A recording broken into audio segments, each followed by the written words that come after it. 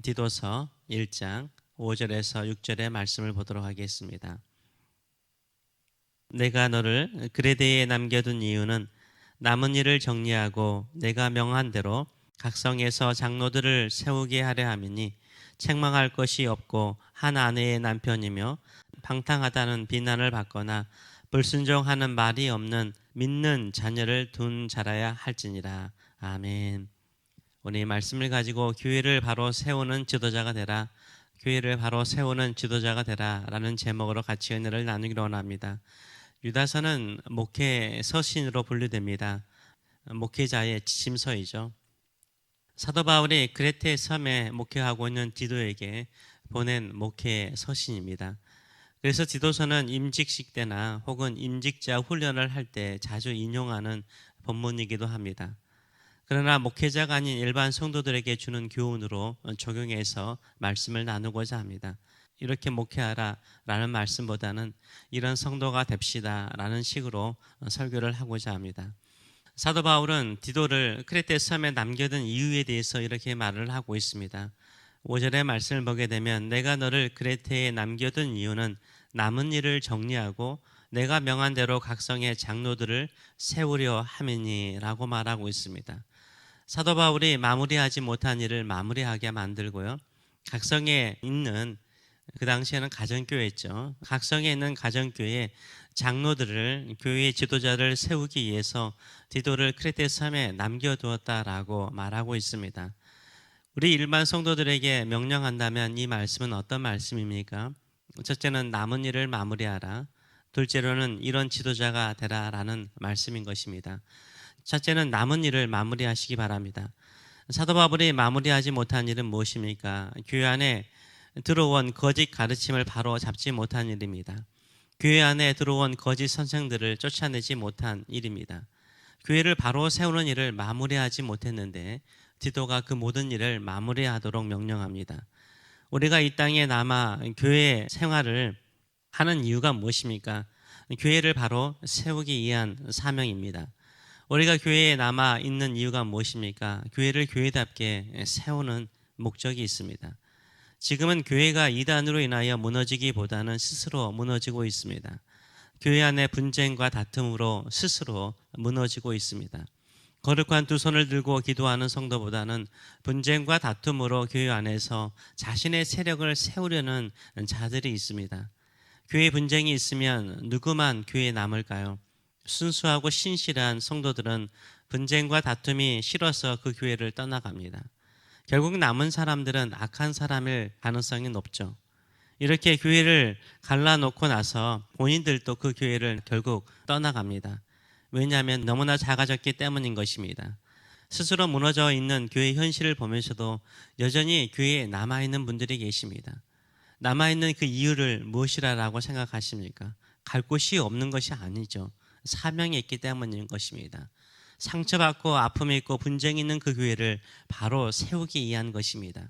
예배가 살아나야 되고 기도가 살아나야 되고 전도하는 교회로 살아나야 되고 서로 사랑하고 용서하는 교회로 살아나도록 하기 위해서, 바른 교회를 세우기 위해서 하나님께서 거기에 우리를 남겨두신 것입니다.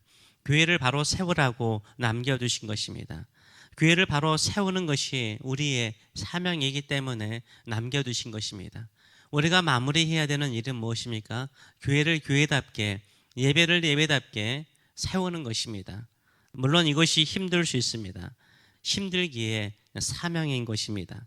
우리가 이 땅에 남아있는 이유는 주님의 몸된 교회를 바로 세우고 몸된 교회를 지키며 이 세상의 빛과 소금의 역할을 감당할 뿐만 아니라 땅끝까지 주의 복음을 전하는 교회로 살아날 수 있도록 늘 그 사명을 감당하시는 저와 여러분 되시길 축원합니다. 둘째로는 이런 교회의 어려운 상황 속에서 좋은 지도자가 되라는 것입니다. 좋은 교회 일꾼이 되어야 됩니다. 교회의 좋은 영적인 지도자가 되어야 됩니다. 목사나 장로 이런 명칭이라기보다는 내가 교회 주변 사람들에게, 성도들에게 선한 영향력을 미칠 수 있는 지도자가 되어야 합니다. 우리는 회사에서 일을 하면 승진하여서 임원이 되기를 바랍니다. 정치를 하면 국회의원이 되기를 원하죠. 공무원을 하면 장차관이 되기를 원합니다. 교사를 하면은 교장이나 교감 혹은 교육감이 되기를 원할 것입니다. 어떠한 자리에 있든지 최고의 자리까지 올라가고자 하는 것이 우리의 마음입니다. 어떤 분야의 지도자가 되기를 원합니다. 그렇다면 교회 안에서 신앙생활하면서 좋은 영적인 지도자가 되기를 원하시는지요? 영적인 지도자는 누구나 함부로 하는 것이 아니라고 생각할 수 있습니다. 누구나 함부로 할 수 없는 영적인 지도자가 되기 위해서 자신을 좀 준비하면 어떨까요? 좋은 지도자가 되기 위해서, 교회 안에서 좋은 영적인 지도자가 되기 위해서 자신을 준비하면 어떨까요? 오늘 본문은 어떤 자가 좋은 장로, 좋은 지도자라고 말하고 있습니까? 첫째는 책망할 것이 없는 지도자가 되라라고 말하고 있습니다. 6절 상반절의 말씀을 보게 되면 책망할 것이 없고, 이 말은 아무런 흠이 없는 완벽한 사람을 의미하지는 않습니다. 주변 사람들에게 비난받을 만한 일이 없는 사람을 말합니다. 품행이나 행실이나 말이나 삶의 모습이 주변 사람들에게 인정받아야 되겠죠. 주변 사람들에게 인정받는 삶을 사는 사람이 되어야 합니다. 이렇기 위해서는 평상시에 잘 살아야 됩니다. 정치 세계도 고위직 공무원을 세울 때는 청문회를 합니다. 예를 들면 20년 전에 음주운전하는 것을 시비 걸어서 낙마시키는 경우도 있습니다. 그냥 예를 든 것이니까 오해하지 않으셨으면 좋겠습니다. 이렇게 과거에는 별로 중요한 것이라고 생각하지 않았던 일, 이것이 나중에 중요한 자리에 쓸 때는 큰 걸림돌이 되는 것을 우리가 볼 수 있는 것입니다. 교회를 바로 세우는 지도자가 되기 위해서는요, 평상시에 믿음대로 잘 살아야 됩니다. 미래의 교회 지도자가 되겠다라는 마음을 가지고요, 평상시에 믿음과 말씀을 따라 살아가시는 저와 여러분 되시길 축원합니다. 둘째로 좀 특별한 거죠. 좋은 지도자가 되는 것은 가정을 잘 세우는 지도자가 먼저 되어야 됩니다. 장로들은 교회 지도자들입니다. 교회 지도자로서 가장 중요히 여기는 것이 무엇입니까? 많은 돈을 가지거나 사회적으로 명성이 있거나 많이 배운 사람을 세우라라고 말하지 않습니다. 오늘 본문은 좋은 교회 지도자는 가정을 잘 세우는 사람이라고 말을 하고 있습니다. 6절의 하반절의 말씀을 보게 되면 한 아내의 남편이며 방탕하다는 비난을 받거나 불순종하는 일이 없는 믿는 자녀를 둔 자라야 할지니라 라고 말을 하고 있습니다. 장로는 한 아내의 남편이어야 합니다. 가정을 이룬 사람이어야 한다는 것을 의미하죠. 왜냐하면 그 당시 교회들은 가정교회였어요. 집에서 모이는 교회들이었습니다. 집 안에서 모였죠. 독신인 장로의 집에서 모임을 가지기가 쉽지 않았던 것입니다. 그래서 가정을 이룬 남자를 세우라라는 의미를 가지고 있습니다. 그래서 교회를 잘 섬기는 지도자가 되기 위해서는 가정을 이루세요. 결혼하셔야 됩니다. 다시 홀로가 되셨다면 가정을 이루어서 둘이 힘있게 교회를 섬기는 일을 하시는 것이 좋습니다. 또한 한 아내에게 충실한 남편이 되어야 된다라는 의미가 되는 거죠. 한 아내에게 충실하지 못한 남편이 어떻게 성도들에게 충실한 지도자가 될 수 있겠습니까? 특별히 교회 지도자들은 자녀 교육을 잘 시키는 자를 세우라라고 말하고 있습니다. 자녀가 방탕하다는 비난을 받아서는 안 되고요, 불순종하는 일이 있는 자녀가 있는 사람도 안 됩니다. 믿음이 있는 자녀를 둔 사람이어야 합니다. 가정을 믿음으로 잘 다스리는 사람이어야 한다는 것을 의미하는 거죠. 가정을 믿음으로 잘 다스리는 사람이요, 교회도 믿음으로 잘 다스릴 수 있기 때문인 것입니다. 그래서 가정을 잘 다스리는 자를 교회 지도자로 세우라라고 말을 하고 있습니다. 왜 그렇습니까? 가정은 가장 기본적인 집단이기 때문입니다. 인간관계의 기본은 부부의 관계를 보면 알 수 있습니다. 배우자에게 잘하지 못하는 사람이 남들에게도 잘할까요? 가장 사랑하는 아내에게, 남편에게 잘하지 못하는 사람이요, 교회의 성도들에게 잘할 수 있을까요? 그래서 부부의 관계를 보면 그 사람의 인간관계를 볼 수 있습니다.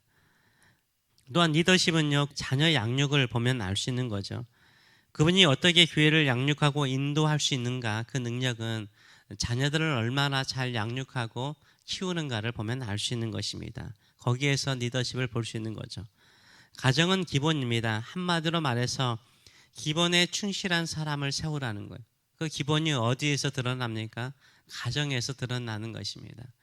가정에서 기본적인 부부의 관계, 기본적인 자녀의 양육의 훈련을, 그 능력을 드러낼 때 교회 안에서 그 역할을 감당할 수 있는 지도자가 될 수 있다라고 말을 하고 있습니다. 교회 생활하면서 교회를 바로 세우기 위해서 좋은 영적인 지도자가 되어야 됩니다. 그 영적인 좋은 지도자의 훈련의 첫 번째 장소는 어디입니까? 교회 안이 아니라 가정이 먼저인 것입니다. 가정 안에서 좋은 남편이 되는 것이고, 가정 안에서 좋은 아내가 되는 것이고, 가정 안에서요 좋은 자녀의 양육을 하는 사람이 되어야 합니다. 그 사람이 교회 안에서 중요한 역할, 선한 영향력을 미치는 역할, 교회를 바로 세우는 역할을 감당할 수 있기 때문인 것입니다. 교회의 좋은 지도자가 되기 이전에 가정 안에서 좋은 아내와 남편이 되시길 축원합니다.